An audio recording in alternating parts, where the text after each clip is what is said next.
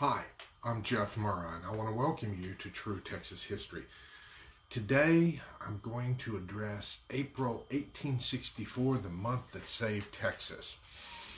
A lot of times as Texans, March and April are important months for us. I mean, that's, Texas Independence Day, San Jacinto Day, all those things.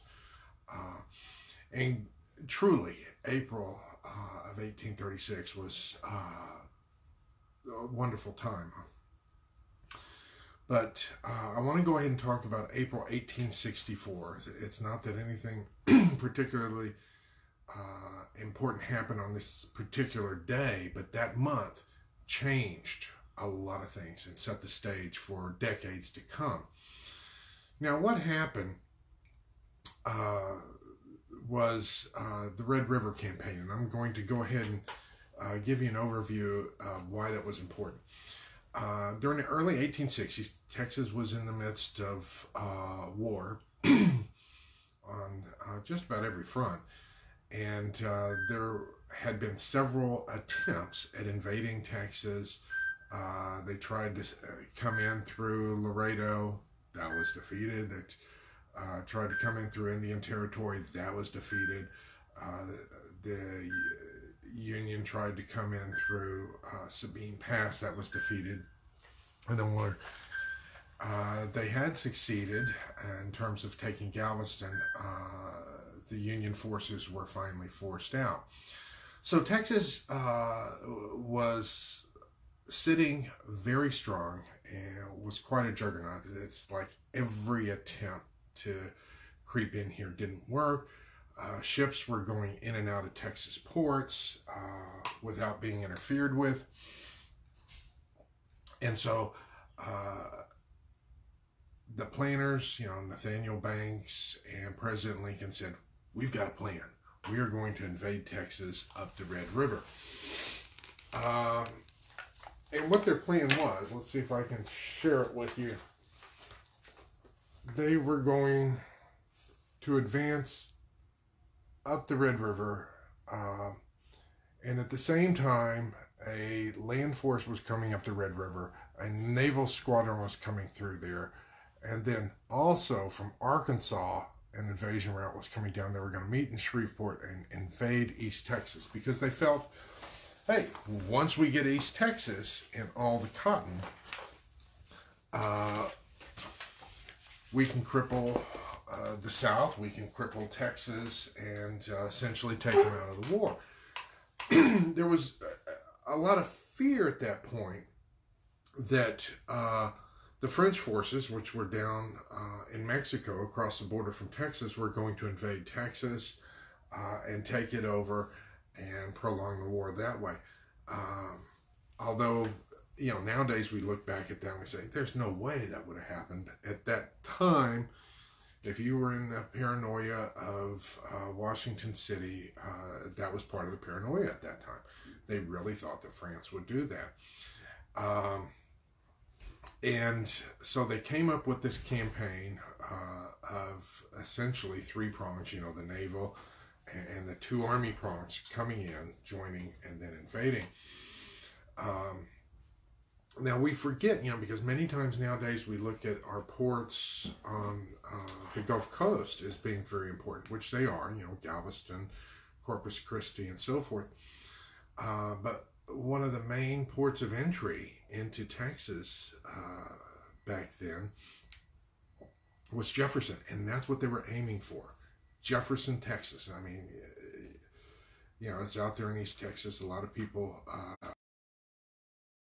attention nowadays, but at one point, that's what they were shooting for. They wanted to get Jefferson. They figured we can launch this massive assault. I mean, they were so gung-ho with the assault, they even had empty wagons where they were getting ready to haul off all the Texas cotton. Well, it just so happened that we had some Texas troops. I know Walker's Greyhounds and a few state troops. Walker's Greyhounds was an all-Texas infantry division. They were called the Greyhounds because they had to move very quickly to different parts of the war, and they mainly marched everywhere that they went. Arkansas, Louisiana, back and forth,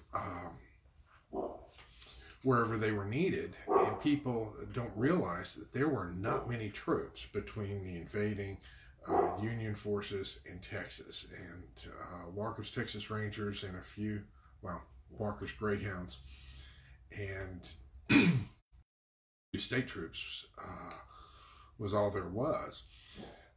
With the invasion coming up the Red River, it was stopped at the Battle of Mansfield, otherwise known as the Battle of Sabine Pass, otherwise known as Moreau's Crossroads.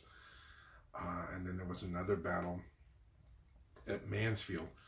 But essentially, that invasion was blunted, stopped, and then the Union forces went ahead and retreated. The one from Arkansas was still coming down. So Walker's Greyhounds were called upon to go ahead and hurry up to Arkansas.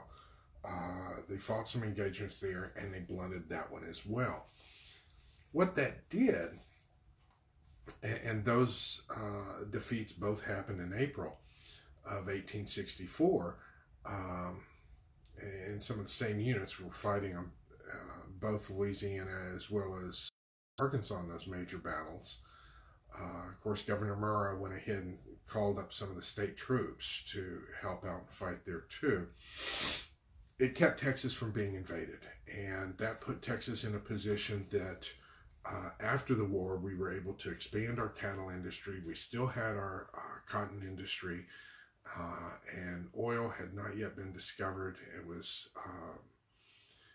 but it opened the door for that to go ahead and be developed. That's one of the things that put Texas in a position where during Reconstruction and the years afterwards, we came out much better than many of the other southern states, because all the attempts at invading us were stopped.